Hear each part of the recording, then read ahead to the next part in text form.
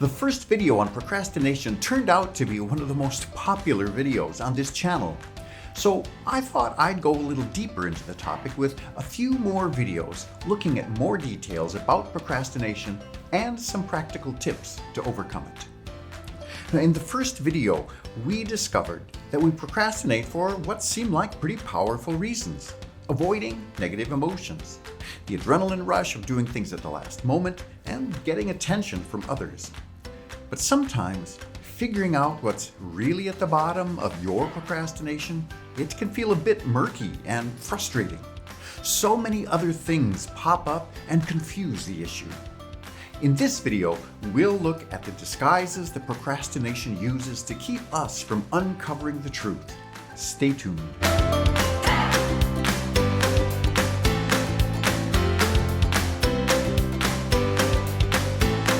The intention behind procrastination is to keep you safe. Pretty good intention, if you ask me. But the result is that it prevents you from doing anything new or different from what you've been doing. And that's okay if everything in your life is just as you want it. I have to say, though, I've never met anyone who loves everything in their life. So, if you're not wanting everything to stay exactly as it is, if you're wanting some growth or change or improvement, you need to do something new, something that doesn't have a completely predictable outcome. Procrastination wears all sorts of masks it hopes will distract you from taking action. Some of those masks include things like perfectionism, distraction, overwhelm, fear, and imposter syndrome. Let's take a look at each of these and see how they relate to procrastination. Perfectionism. It can prevent us from starting something or completing it. Doing any sort of project is, in one way or another, a projection or a reflection of ourselves. We're revealing something about what we want, believe, think, feel, what we're capable of. If the result isn't perfect, then we're making it clear to the world, and ourselves, that we're not perfect, that we're flawed. And it feels like we're admitting to our own sense of unworthiness. So, at the root is a feeling of being unworthy that disguises itself as what some see as a virtue, perfectionism. And then it causes us to procrastinate. That's a pretty sneaky disguise. Now, distraction is another mask. And at its essence, distraction is about preventing us from experiencing things with the depth only being present where we really are can bring. When we're distracted, we flit from one shiny object to another, never allowing our attention and our experience to fully and completely rest anywhere. Why would we do that? Well, probably because we're afraid that remaining where we are will bring up uncomfortable feelings, or that we might miss out on something. Distraction either allows us to avoid the possibility of certain feelings, or it promises we'll have it all, that we won't miss out on anything. In reality, though, not remaining present means we're missing out on, almost everything. We're so busy looking for the next great thing, we miss out on the great thing that's looking us straight in the face.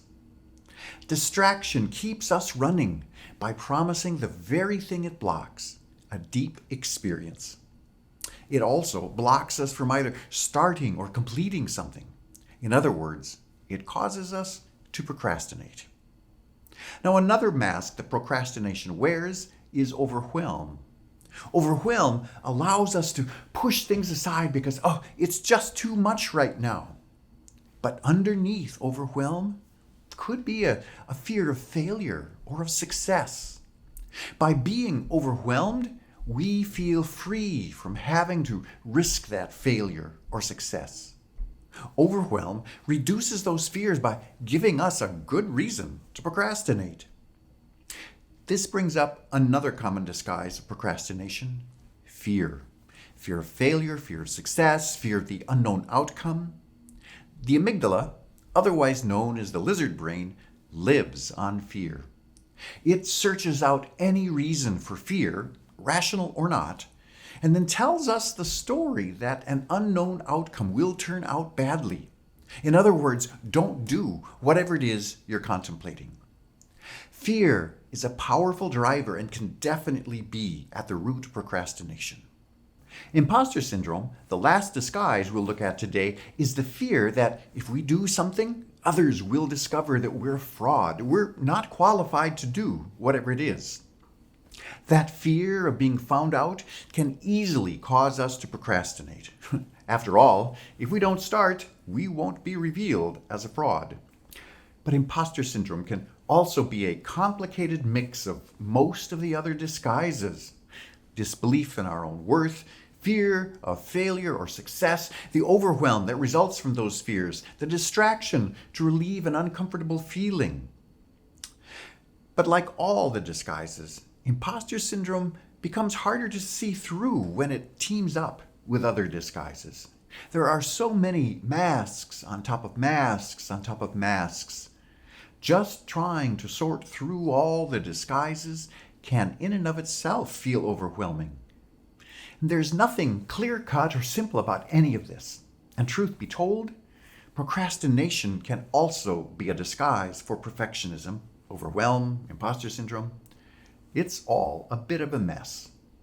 But as you try to find the roots of your own procrastination, or any other issue for that matter, uncovering the story you are telling yourself is your doorway into the truth. What are the excuses you give for your procrastination? What do you tell others about why you procrastinate? Just notice the rationalizations and the justifications. Underneath the reasons you tell for procrastination or distraction or overwhelm is where you will find the real message you're telling yourself. And I can almost guarantee that that story is a lie, and that it probably calls into question your sense of worthiness. Well, what are the stories that you are telling yourself? In the next week's video, we'll examine some strategies people find helpful in getting themselves to stop procrastinating. You won't want to miss it. Don't forget to subscribe to this channel. Spread the word. We're all in this together. Till next time, I wish you abundance and joy.